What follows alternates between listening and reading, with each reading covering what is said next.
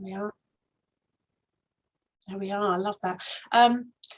Just to kick off, let's quickly go round and say hi and who we're representing, and then my lovely colleague Katie from Team Hearts Volunteering has just snuck in at the last moment to take, because she wants to quickly tell us about this amazing new thing that Team Hearts Volunteering are doing, and I felt it was really important that she had that space. So I've said who I am.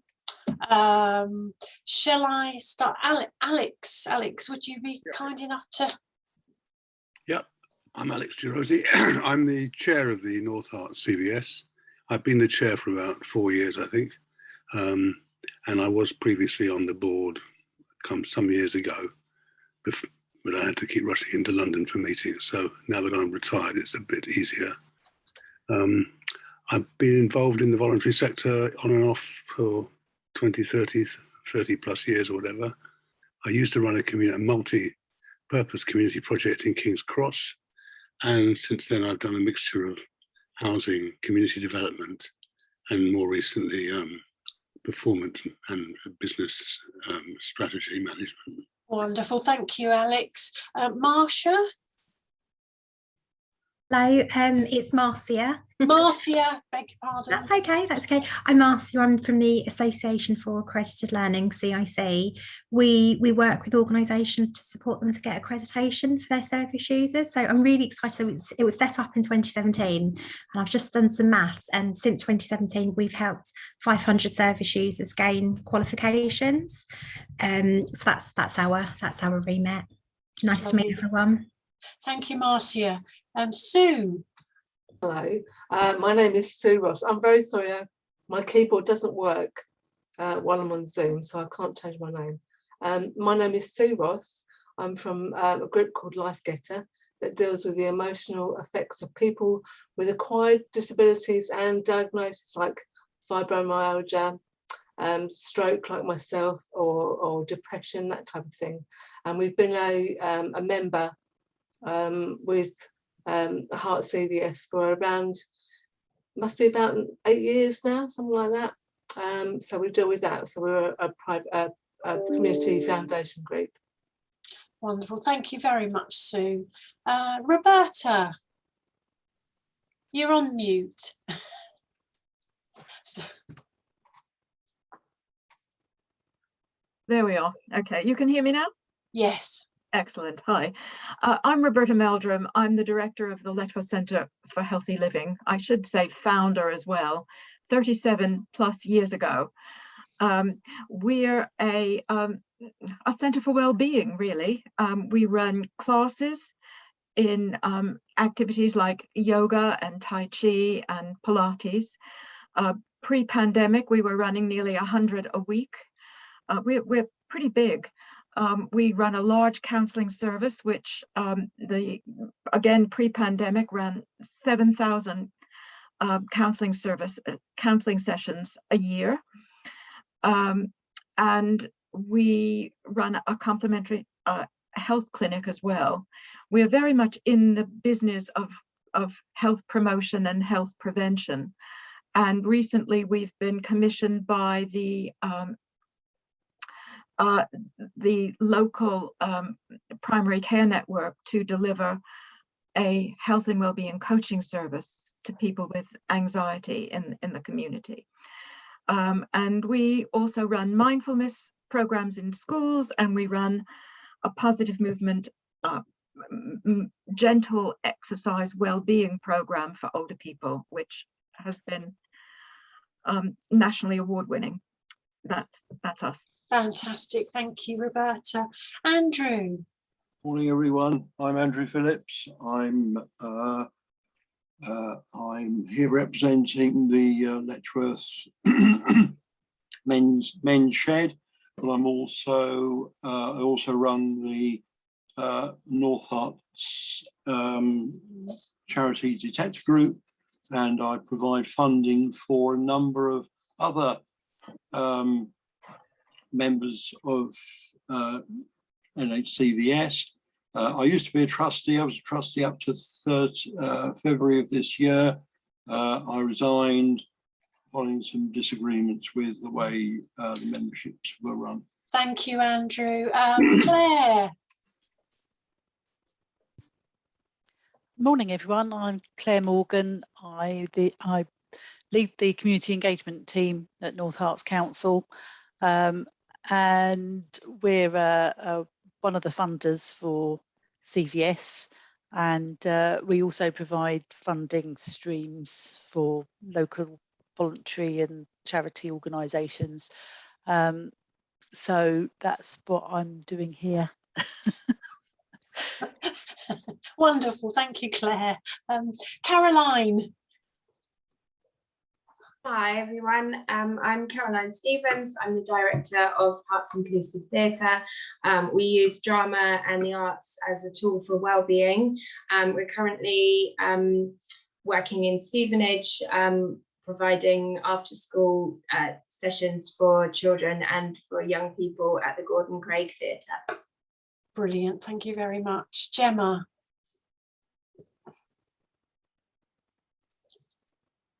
There we go. Hiya. Yeah, my name's Gemma Moret, and I'm a community development officer at Stevenage. I'm seconded from being a play and wellbeing development officer until March. But I'm also the programme manager for Stevenage Equalities Commission, which is an independent organisation looking at inequality in the town, and working quite closely with Lee and others in the group at the moment on a diversity marketplace for March for us. So yeah, hi everyone. Thank you, Gemma, welcome. Oh, Hannah, if you want to. Morning everyone, so excuse me, I'm just full of cold. But yeah, I'm the chief executive of North Herts and Stevenage CVS, and yeah, I'm delighted that Lee has launched our first ever sort of network forum, so I hope you all enjoy it, and I'm really looking forward to hearing from the guest speakers as well. Aside for my job, I also chair a local charity climbing club, and we're always on the lookout for more funding, so it's always good to know about new funding streams and the best way to access them. So yeah, I hope you all enjoy this morning. Thank you. Thank you, Hannah. Let me think, what's the best way? I could let Katie say hello and then launch into a thing, and then come to Ruth and Helen, and you can do, yeah, wonderful. Katie, be launched. Hello everybody, and thank you, Lee, for letting me jump in at the last minute. As you said, my name is Katie, my pronouns are she, her, and I am the project manager of Team Hearts Volunteering. Essentially, Team Hearts Volunteering exists to be a one-stop hub for all things volunteering across Hertfordshire. So we sort of sit above all the other CVSs and volunteer centres, and we work in collaboration with them, doing wonderful things. But essentially, we want to be the one-stop hub so that the general public know where to come when they want to find their perfect volunteering role. And on that, it's very exciting times for us and voluntary community, faith, social enterprise organisations across Hertfordshire, because we are just in the process of launching a brand new platform or website, which makes it much easier for your organisations to source volunteers and for everyday people to get involved in volunteering. So on that, I just thought I'd give you a very special sneak peek to our new platform. It is due to soft launch mid-December, and then launch properly with video, publicity, media, etc. in the new year. So what we're doing is that we are giving an opportunity for North Herts and Stevenage organisations that we partner with very closely to get their roles onto the platform first before anyone else, so that when we start having prospective volunteers come onto the platform, essentially your roles will be front and centre. So we're really excited, and I'm just going to share my screen now so you can take a look at how it is. So you should all be able to see that. Can someone just give me a yes if you can see my screen? Yeah, super. Okay, so this is our brand new volunteering platform, and we've called it very simply, very straightforwardly, Go Vol Hearts. And essentially what we wanted to do is build a platform that made it really straightforward for anyone wanting to get into volunteering to get involved, and also for organisations like yourself to source volunteers. So here you can see we've a lovely banner with some Hertfordshire organisations. You've got Willow there, you've got Isabel Hospice, obviously we've got a Mind in Mid Hearts. This is Digswell Place riding school, and some prescription volunteers, and one of our community transport drivers as well. So and this is the wonderful Adriana, who helped us during COVID packing food parcels. Adriana here, this is her quote. She said, "Volunteering is good for your mind and body. It can really make a difference on an individual level and to others. Volunteering helps us to be and feel part of our community." So just a nice quote we felt to launch the platform with. So down here you can see that there's some most recent volunteering roles. So these are some of the organisations we've onboarded already. And so when you, if you'd like to use our platform, as I said, when you put any roles on here, they'll be front and centre on this very front page. So let me just take you on to, from your perspective as an organisation, what the platform looks like. So very simple process that you go through to create your organisation on here. This button here takes you through to a form that you create your organisation, and then after that you're able to add your roles. And if we just have a look at one of the organisations here, for instance, let's have a look at this one. So here you can see that there's different causes that you can put that your organisation helps with. You can put a brief description about your organisation, and then here is all the information that a volunteer would see essentially if they're interested in your roles. What's the unique selling point about this platform over others? Let's discuss that. Well, first of all, we wanted to make it, as you can see, very straightforward, very fresh, very easy to use. We wanted to make something that works for a volunteer very easily. So you can see you can filter by place here, you can filter by commitment. So a volunteer can tell you exactly when they're available. A volunteer can search by cause and by activity if they want to. And then what's lovely is that on the right hand side here we have this this map, which when we have many more opportunities on here will be populated with all the opportunities across Hertfordshire. So someone can go in and at glance think, wow, you know, there's so many opportunities for me to get involved in Hertfordshire, and that's wonderful. The other thing I just wanted to show you specifically as we're talking about funding today is the analytics side of our platform.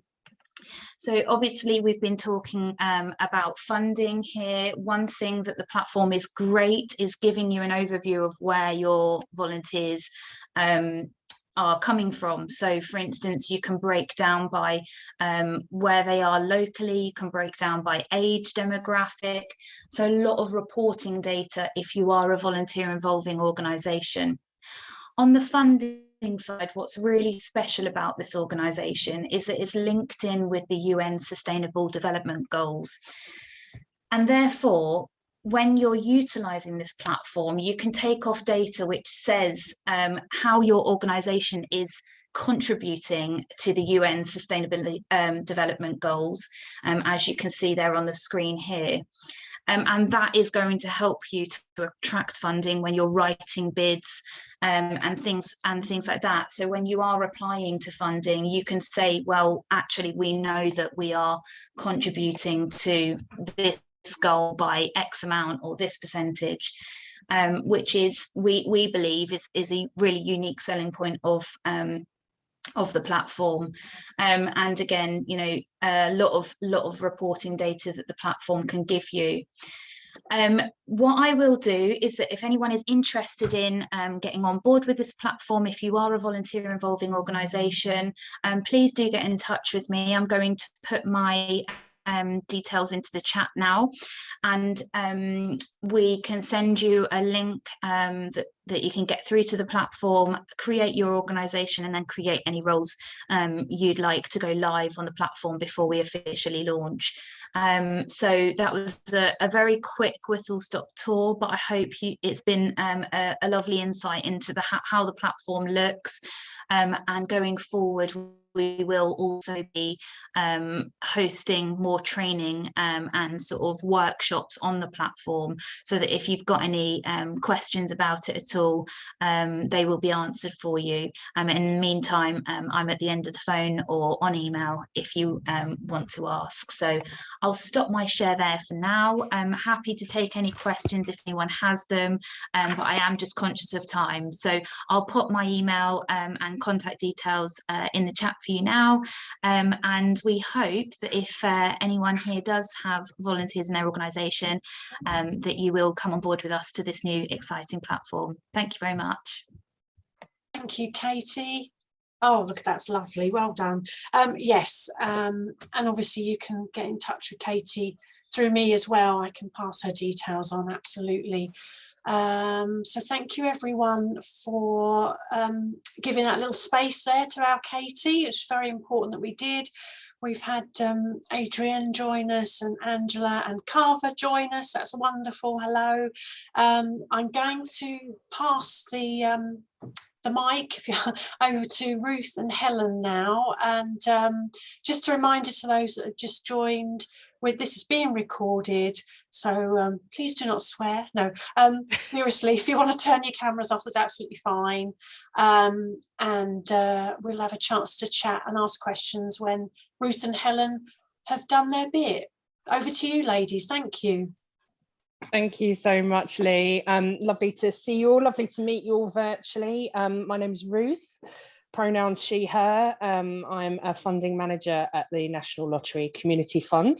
And also absolutely delighted to have my new funding officer, Helen, here with us. I don't know if, Helen, you want to come on just quickly and say hi, and I'll talk.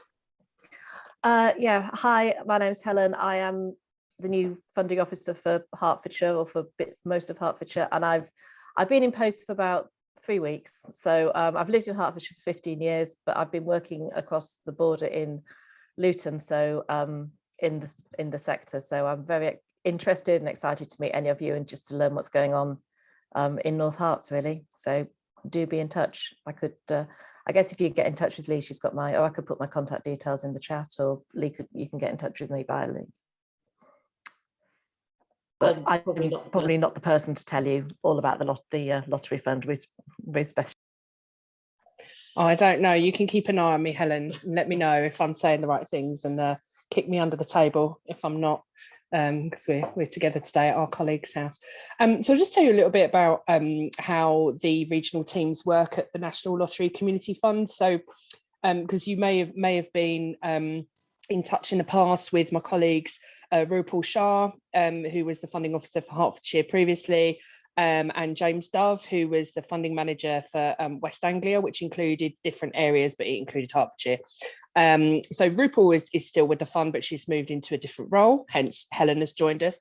And what we've done is had a bit of a reorganisation of geographical areas. So I've been at the fund for 5 years, but just managing Essex with a team over here.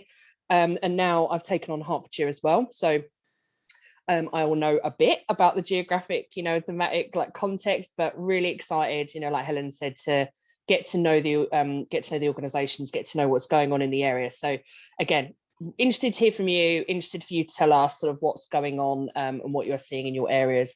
So again, I'm sure Lee will share our contact details. You're very welcome to get in touch with us. So what I thought we'd do today is we'll just have a quick chat through, very informal, lots of time for questions. Have a quick chat through our main programs, our main open programs that you might be looking at applying to or considering in the future. I'll tell you a little bit about the process and how it works, what we look at, what we look for. And then again, plenty of time for people to ask specific questions, because what we tend to find at things like this is that that's the most useful thing for people to get out of it, is just time to discuss particular questions that you might have, or particular situations that you've had within your own organisation, or, you know, would we fund this, for example.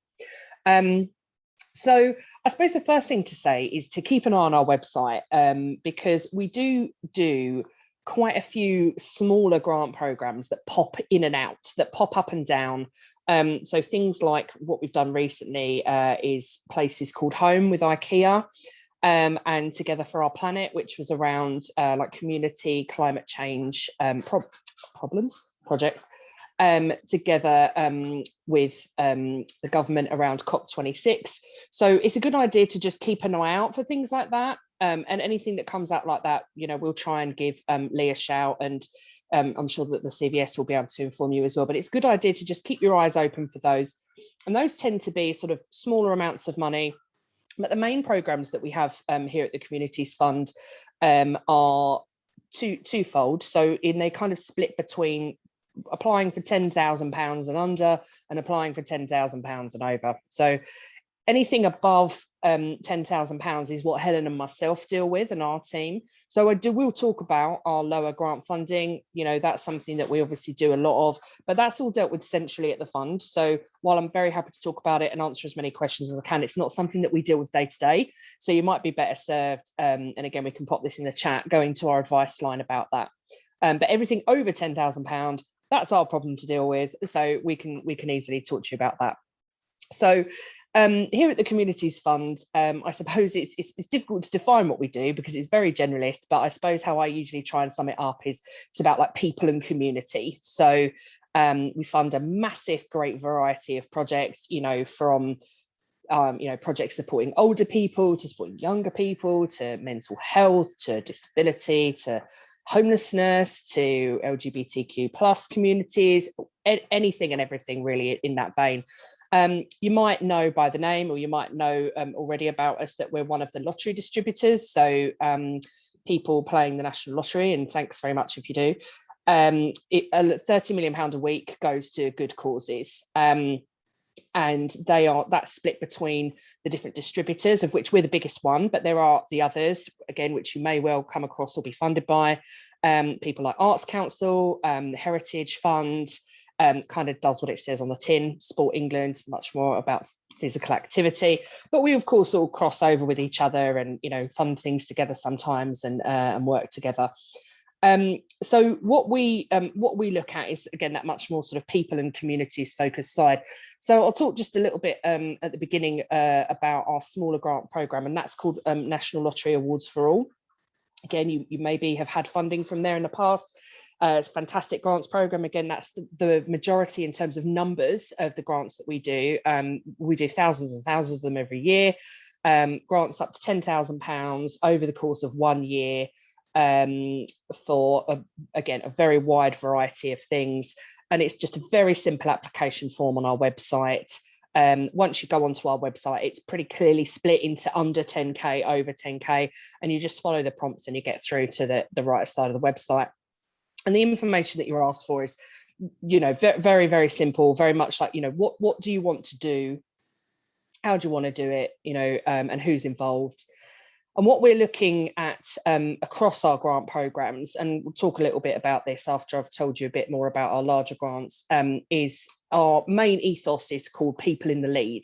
So what that means is that we want to see projects that are very like driven by service users. So we want to see like the voice of the people that you're supporting really clearly in the design of your projects and the development of your services and how you run your organizations.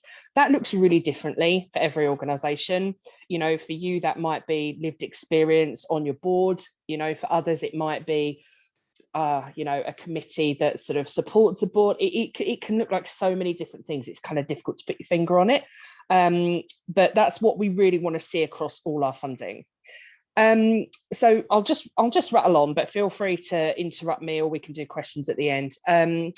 So the larger part of our funding, which again is what Helen and I deal with much more day to day, is called Reaching Communities and Partnerships.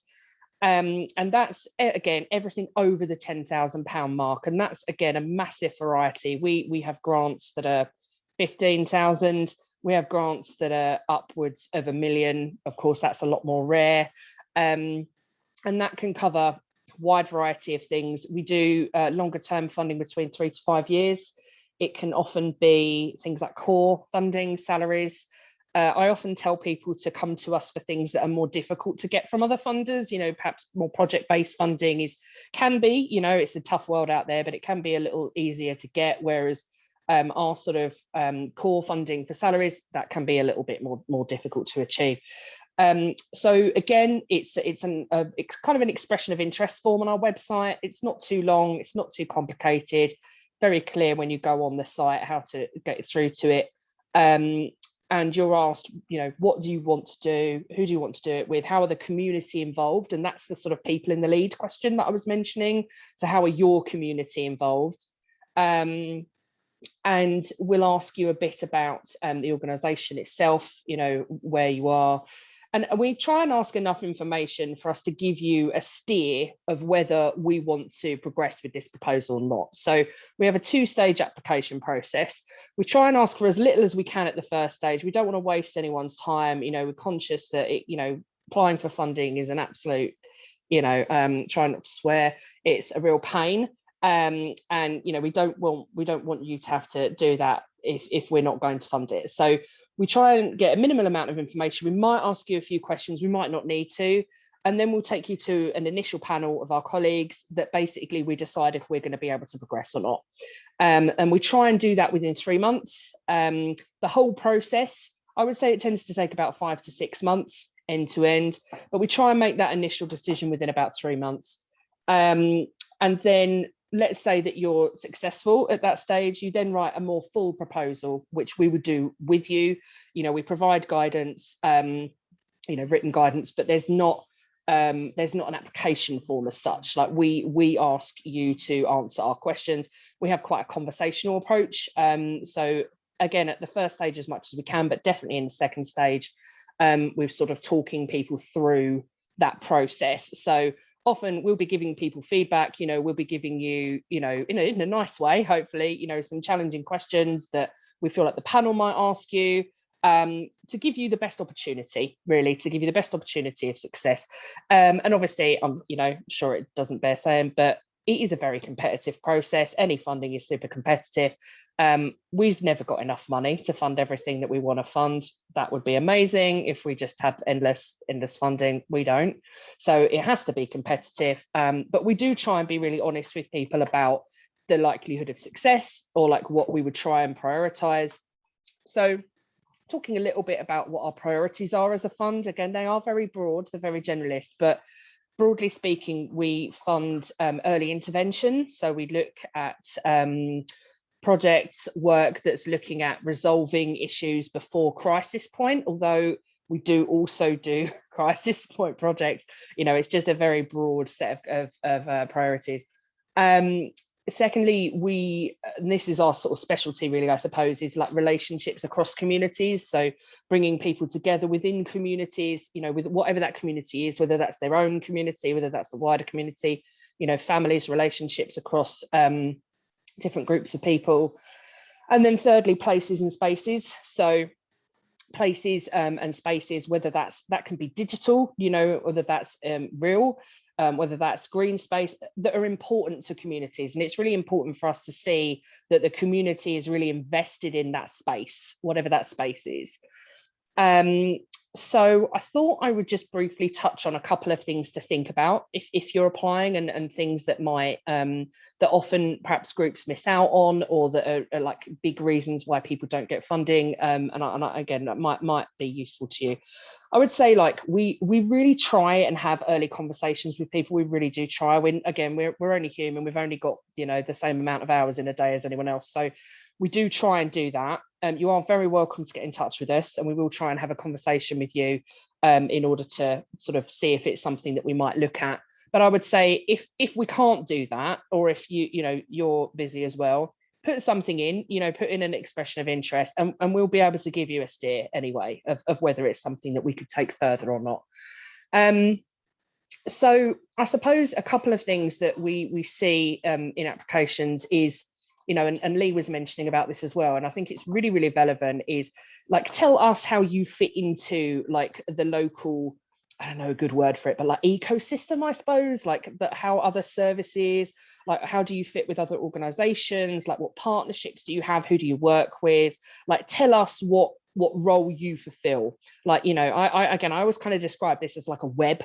You know, there's like a web of services in any specific area or across the county or, you know, region or wherever. You know, how do you fit in within that? You know, what role are you playing? And I mean that with regards to like statutory agencies as well. You know, like, well, let's say, for example, that you're working in mental health or disability. You know, how are you engaging? How do you refer? How are you referred to?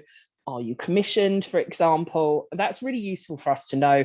And even more so, you know, selfishly, as we sort of get to know Hertfordshire a lot more, we're sort of a bit more reliant on understanding more about the area and how things fit together. So that's super, super helpful for us. Another thing to really think about is, again, you know, I've sort of talked about this, but is that people in the lead aspect of sort of really showing how the community that you work with is involved in and committed to your work. So let's say, for example, that's just thinking of an application we were looking at the other day. If that's about a playground, you know, that might be, you know, showing, you know, are people volunteering on this project? Have you like consulted with the community? Are people telling you what they want? Can we see like the voice of that community really clearly in your application? And the stronger that you can get that, the better your application will be. I suppose another thing to think about is around, again, I'm sure this is something that Lee talks about night and day, is around impact. So around just demonstrating the quality of your work and how you know that you're doing well. And that, again, looks very different for every organisation. And something that I wanted to mention that I forgot about that sort of links into this is about like being proportionate. So we really, really try and make our application process proportionate. So let's say that you're applying for £15,000-20,000. We're going to ask you a lot less questions, and it will, you know, might even take a bit quicker than if you're applying for £500,000. You know, we really do try and make that happen. You might think, oh, you're asking me a lot of questions. You know, what we're trying to do, again, always saying this to people, is give you the best opportunity that we can give you. You know, we don't have a magic wand either. There is no magic wand. But what we're trying to do is to give you the best opportunity of accessing the funding. And just to be clear, again, that's on the reaching communities and partnership side that we work on.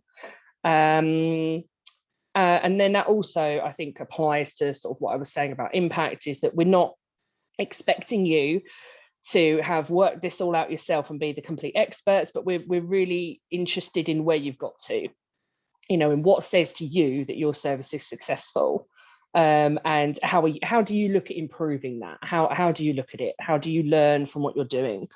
That's something that's really important to us. So I think I will shut up, which you've probably been wanting me to do for a while, haha. And I would be really, really happy to chat through any specific questions that anyone has or wants to bring up with us, or any specific applications that you might be thinking about. While we've got the time, more than happy to do that.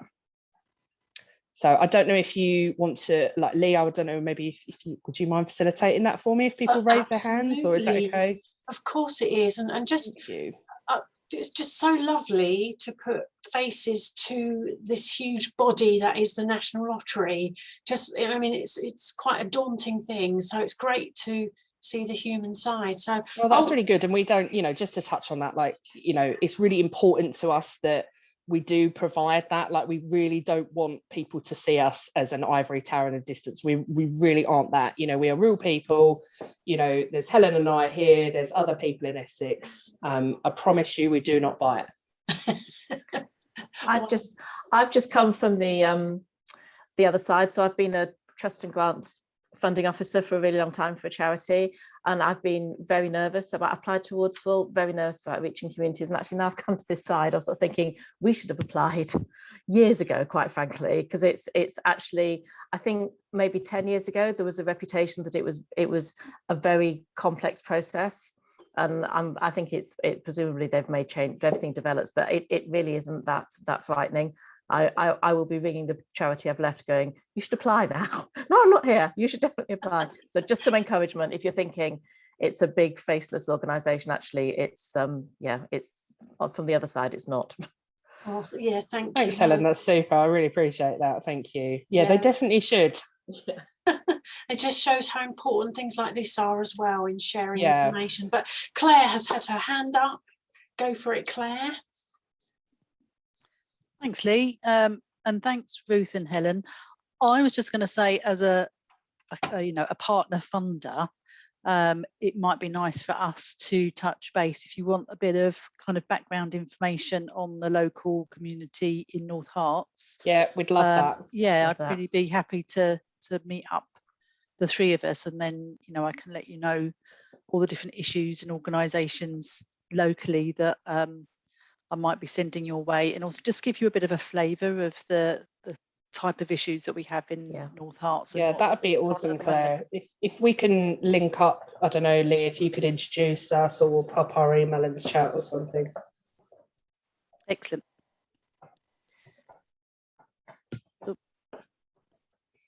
So, keep moving about. Here I am. Sue, you have your hand up. Hi, I was just, it's Sue Ross from LifeGetter. We're a small community group, so when you talk about funding of a million or $500,000, say, that's well above my head.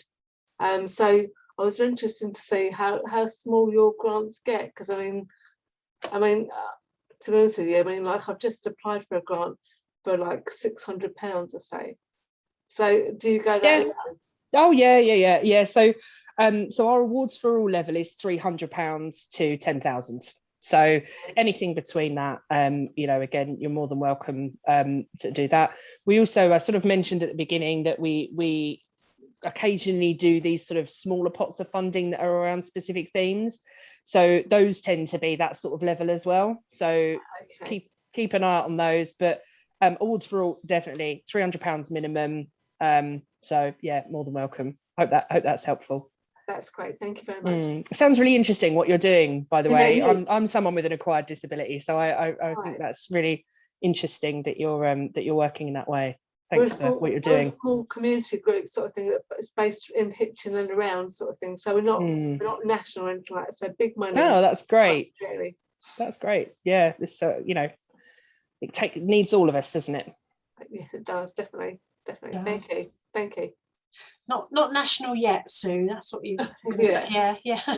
Alex, you're next. Yeah, really just for everyone's benefit. I mean, there's a resource for CVS called Lee. I just think that, there are lots of organisations that don't have large numbers or even sometimes any paid staff.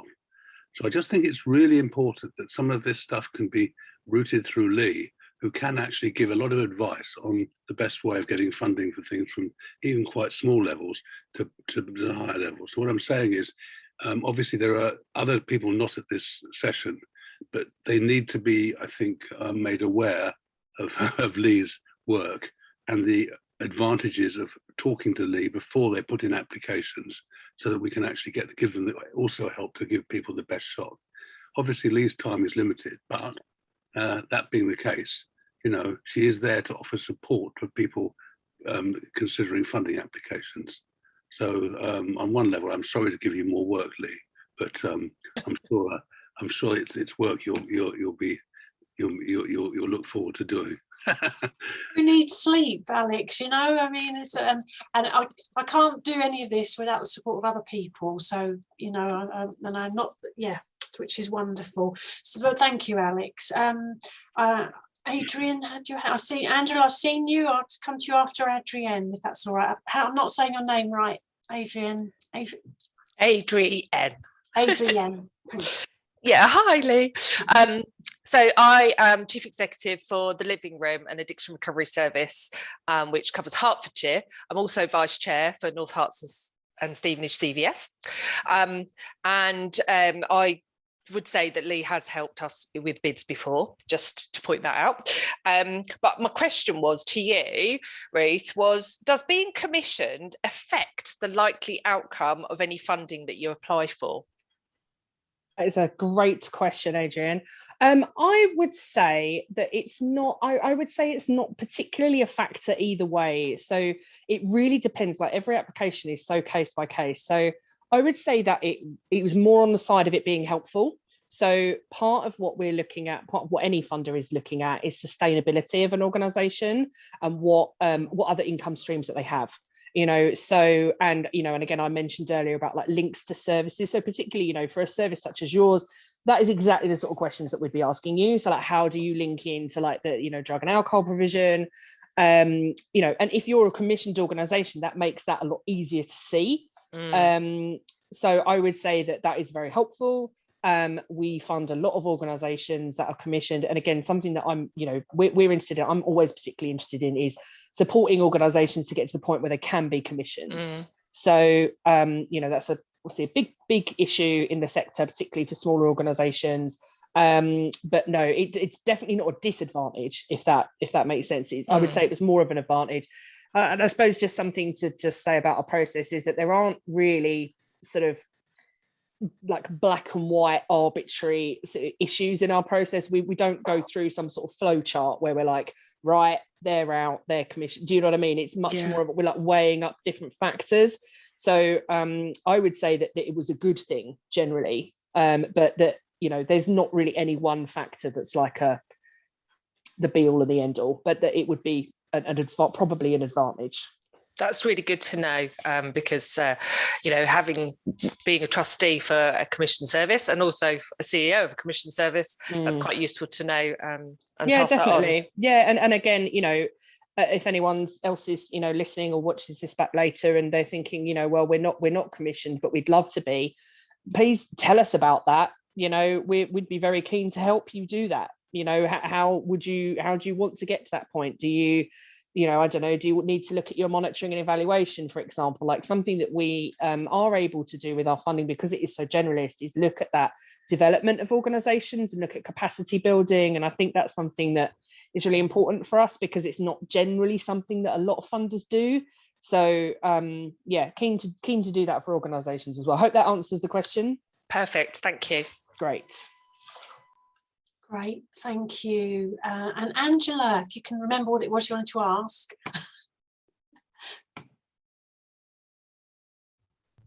Thank you, Lee. And absolutely, I just want to agree with Alexander about how you are invaluable, and we're all very lucky to have Lee in our lives.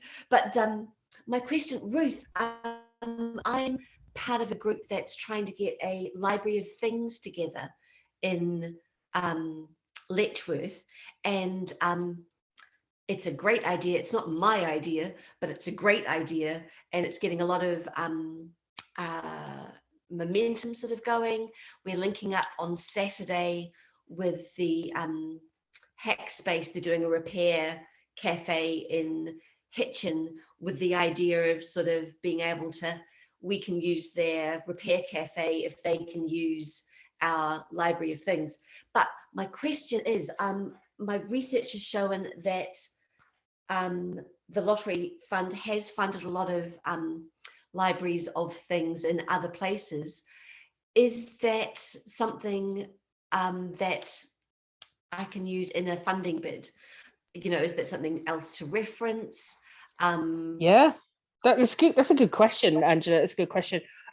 Yes. To be honest with you, the way that we work, I sort of mentioned at the beginning that we work regionally, and that was a very conscious change in the organisation. I would say about 3 or 4 years ago now, where we are very specifically working in geographical areas, because again, it's quite obvious reasons, but I'll tell you anyway. Because every area is so different, and what's needed in every area is so different. And if we live and work in those areas, hopefully we'll understand them a bit more than we would like previously. All our applications and assessments were all done in Birmingham and Newcastle. If you live in Birmingham and Newcastle, you probably don't know Hitchin that well. Do you know what I mean? That sort of thing.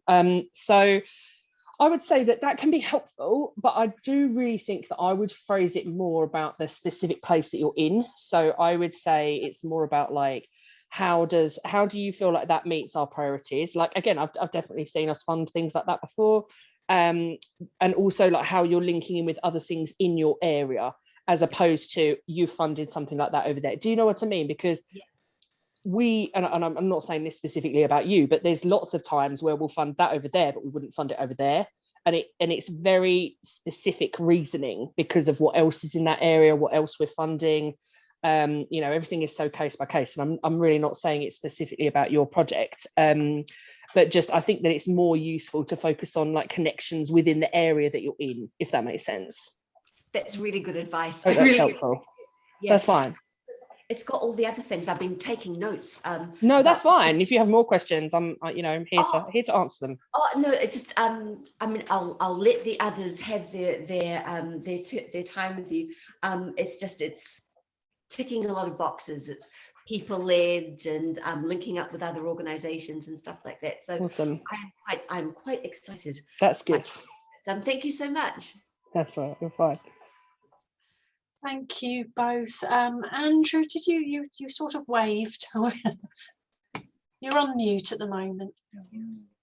Ruth, I'd like to ask you, how established do you expect organisations to be before they can apply to you? I'm here on behalf of Letchworth Men in Sheds. We're running into a lot of, we've had an offer from Standalone Farm, and we really aren't getting anywhere with that at all.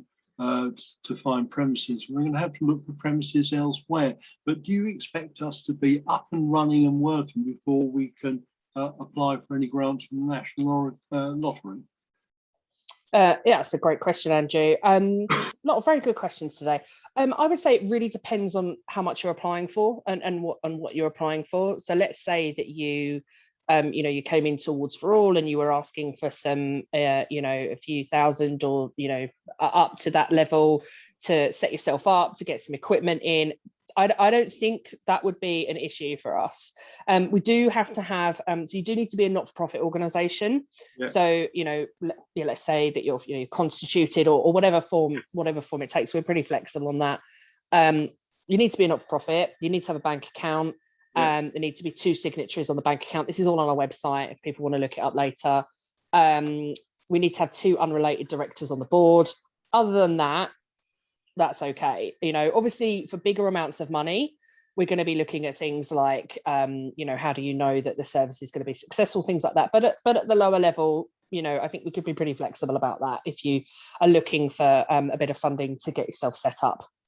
Okay, don't mind me asking, do you know if you fund any men in sheds around the country? Yes, we do. Yes, we do. Actually, we had panel yesterday and we had 3.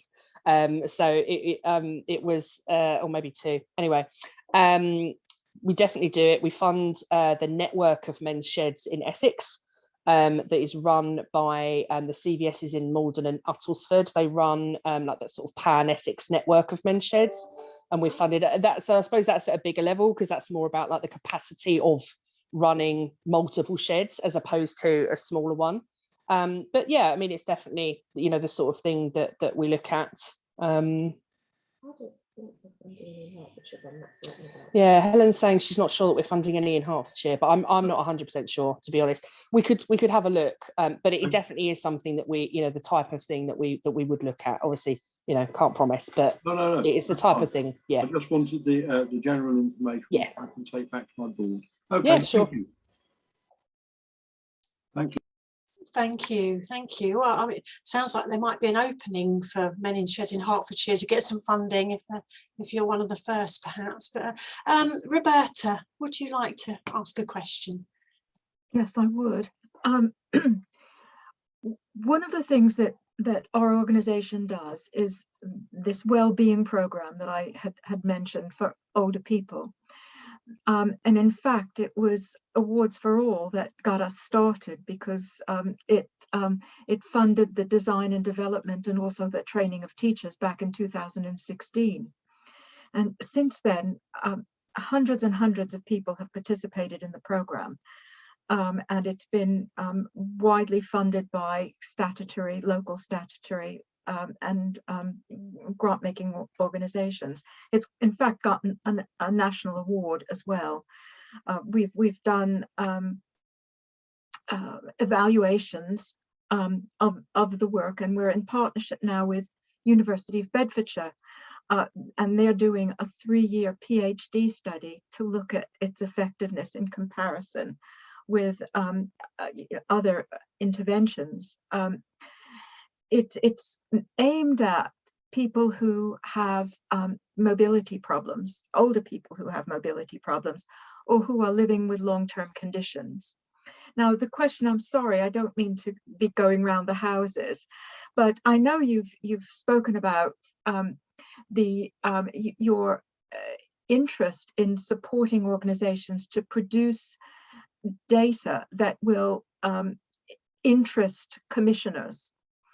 And in fact, we are commissioned in Luton, and have been for the past 3 years, by Luton NHS, but CCG actually, and now by I suppose it's not commissioned. I just learned about it last week. It's we've been given a grant by Adult Care Services to do this now. Question is whether your evaluation would extend, or your support for evaluations would extend to really complex research. Because if we're talking about something that, an intervention for older people, frail older people, and we're wanting to persuade the NHS that it's effective, we need to go down a really pretty rigorous route of research.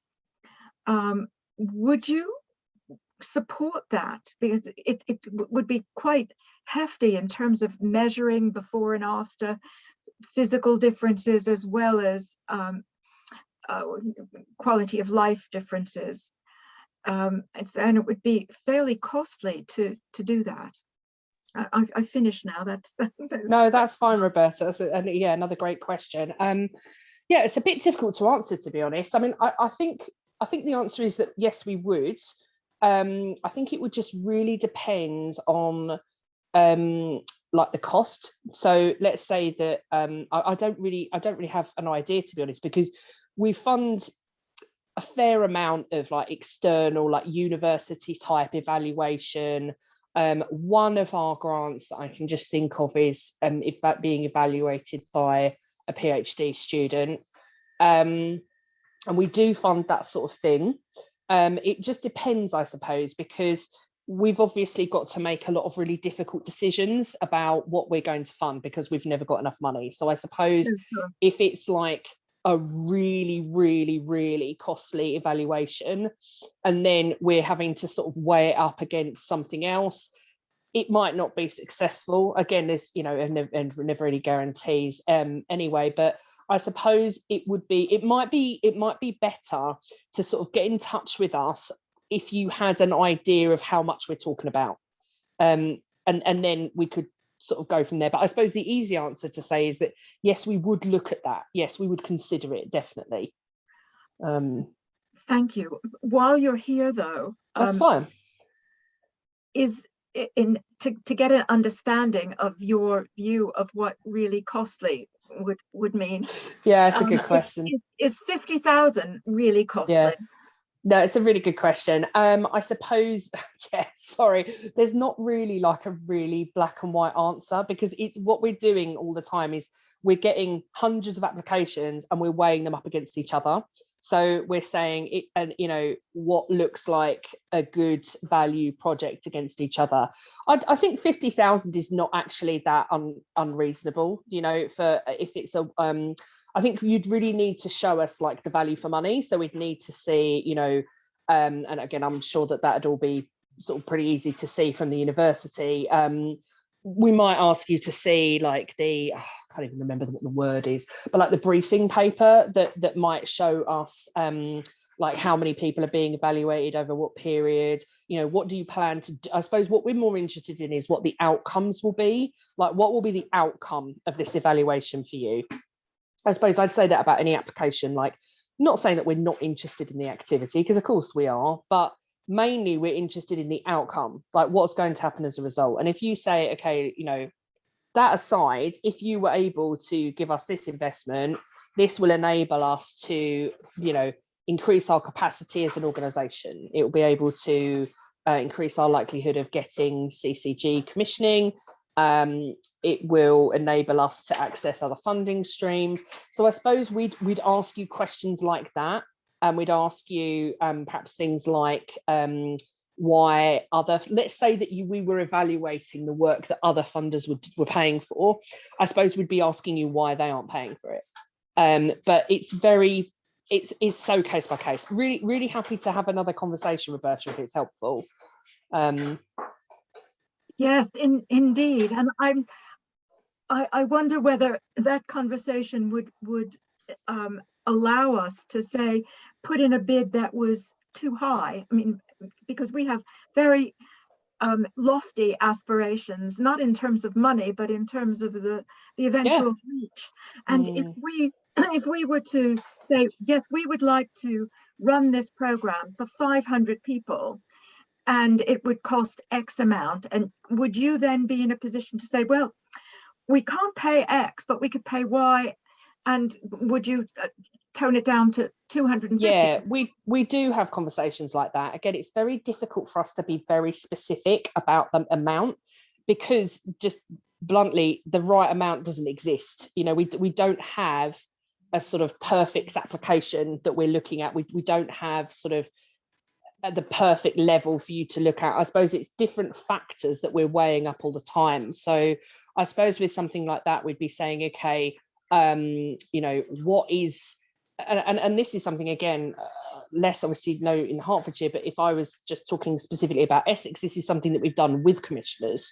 So we've said, you know, like, for example, like we've co-funded projects with commissioners, you know, and we've spoken to them about these sort of projects. So let's say that you were coming in for like a bit, let's say it was 500 people. Let's say you were coming in and you were saying that. So I suppose I would be interested to know, and would be very happy to talk to them personally, is that what the commissioning is that going to influence commissioning? Because we would want to know the outcome of that work. So we would want to know that that was, you know, enough or too many, or is that the right level? And they might well say, yeah, that's bang on, actually. That's what we will need to be able to say whether it's something that we could look at the evidence and potentially in, you know, 3-5 years time or whatever, that they would commission it. Again, there's never any guarantees with commissioning either, but we do really try and work alongside each other. And obviously that's something that, you know, we'll be looking to build more in Hertfordshire than we've currently got those relationships in Essex.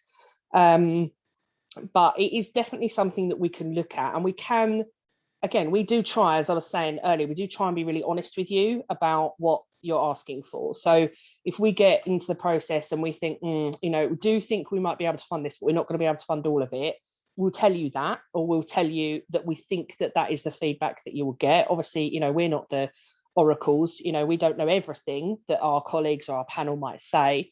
But we can certainly give you a steer. What we can't really do is put like an exact figure on it, because it just doesn't exist, you know.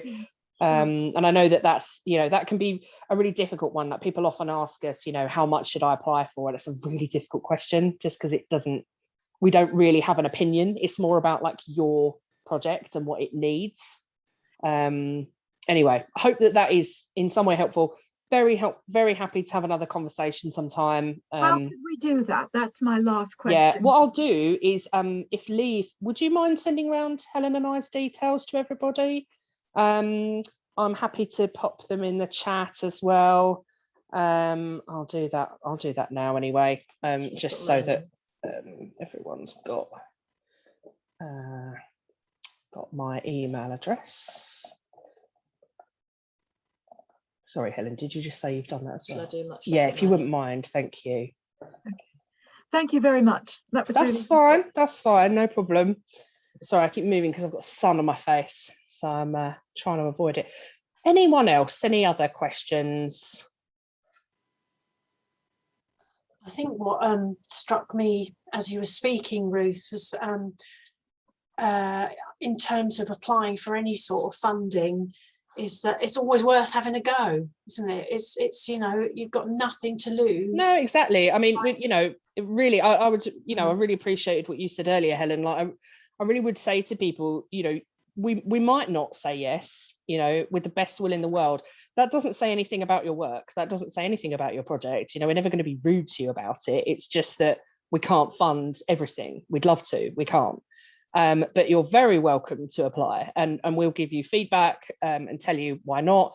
It might well be, you know, and often we have to give this feedback, that there's nothing wrong with your project. We think it's great. We just couldn't fund it this time. It's really competitive. And we totally realise, again, I worked in the sector, you know, for 10 years before I joined the fund. You know, we mostly all come from the voluntary sector. We know how frustrating that is, but it is reality. It's just the reality is that we can't fund everything. But hopefully it's helpful to have a go, or to, you know, have a conversation, or talk to Lee. I'm sure knows everything and anything, probably more than me, about funding processes. So yeah, I'd really encourage everybody to give it a go. Yeah, thank you. And aim high as well, is because it's easy for funders to say, like, you know, we can't give you that amount, but we can go here. But you'd be gutted if you realise you could have got more if you'd have asked for it in the first place. So it's just, you know, ask anyway, even if it's a phone call, if you don't want to go through this long process of potentially an application form, because some of them are really, yeah. Phone someone up and speak. These pots of money have to be given out, don't they? They're allocated, they're on a time limit sometimes. I know when it comes to sort of local authority and government funding, it's got to be done within a time frame. But yes, rather than having this conversation in your head, shall I, shan't I? And I speak from personal experience. Just do it. Just stick in an application, pick up the phone, aim high, and then take it from there. I think that's my general thought for the day. Does anything popped up for anyone else that they want to ask at this point?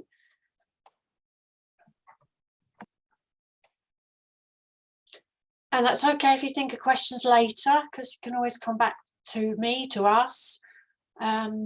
Oh, there we are. Sue's put her hand out. Or is she clapping? I'm not sure. Do you have a question, Sue? You're on mute. Thank you very much for setting this up. This is really great. And I've learned a lot about funding today, which is great, really good. But what would really help me in the future with these sort of groups is knowing a bit more about what's going on in the community. Angela was talking about her library of things. I'm interested to know what your things are, and also the repair shop. I don't know what's in the lack of not being able to network at the moment. Really, it'd be nice to know what's going on in the community with the smaller groups. I don't know quite what North Herts CVS, the member groups, what groups are around. I mean, that's the first thing I heard. I mean, people haven't really heard of Life Getter, so I'd like to know a bit more about what is around our area, North Herts wise, how I can direct people from my group to other groups for funding as well. I mean, like with the eyes and ears of people who, like people from my group, would really benefit from knowing there's different things around. So I'd like to see more of that, really. Mm-hmm. It's great at a personal level for me to know about the funding for me and my committee. I mean, so I know where we can go to get things, but as far as directing people to, people in my group to other organisations, that would be really, really helpful. Absolutely, Sue, and that is one of the main purposes of this sort of gathering today. We also we use Facebook and other social media, which is, if that's something you can access, then we do, and we'll I say we as in funders in general, and also in HCVS and Team Hearts will share any funding that we hear of. North Herts has the Engage North Herts Facebook page, which North Herts Council run. I do believe you're on that, Sue. Yeah. And lots of groups are on there. So yes, and part of my role as well has been to really get our members connected more. But and that obviously that's a slowish process, but we're getting there. But do just drop me a line, and if there's anything that comes out, oh, how can I, or who this, I can point you in the right direction. There are some great people at the local councils. We've got Claire and Gemma here right now, who again can point you in the right direction. And Gemma's from Stevenage and Claire's North Hearts, obviously. But feel free at any point to drop any one of us a line and ask the question. Are you able to circulate a list of who's around and what groups are around and what they do? Or? I imagine I probably can. Yes. I'll, yeah. I've got various people. Angela's waving, and now Alex wants to speak. Angela, do you want to say something? Hi, I just wanted to say hi, Sue, and also Andrew from Men and Sheds. Oh, I think there's a natural fit between our groups, but just for anybody who's keen on making contact, I've put our email, which is letchworthgardenshed@gmail.com. It's in the group chat. And I'm so excited about this. I'm going to have to go and lay on the floor and breathe heavily after this. But yes, absolutely, do email me and get in touch. That would be just marvelous. That's all I want to say. Thank you. Thank you, Angela. Alex, did you want to chip in? You're on mute, Alex. You hear me? Yes. Yeah, just two things really. I think just following on from the last comments, I think we need to do some, possibly, this is a long piece of work to be done somewhere, looking at how resources are being allocated and where we are with the sort of more disadvantaged groups who obviously don't always turn up at things like this. And I think that's a really important piece of work that needs to be done. Otherwise, we're in the danger of kind of servicing the same groups year on and year out. The other thing I think for those who are involved in the funding is some of the people I speak to often say that they've done the application forms, but the objectives that they've set out somehow at the end of the day didn't quite meet with the objectives that the funding organisation was looking for. So I just think that sometimes people aren't clear what they're actually applying for. And I can understand that because I've been on both sides of the fence myself. There are groups who have really good descriptions of the activities they're doing. They don't always clear what it is, what the overall objectives are.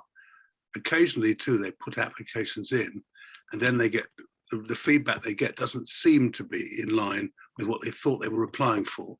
Does that make sense? So those are just a couple of pointers to bear in mind. But my main point is the first one really, that we need to do some work on understanding what is the nature of the community in this area, and what are the groups who are being funded, and which are the groups that are consistently not funded. I think that's actually important. Yes, thank you, Alex. Thank you. I've got Hannah, then Claire. Hannah, go ahead.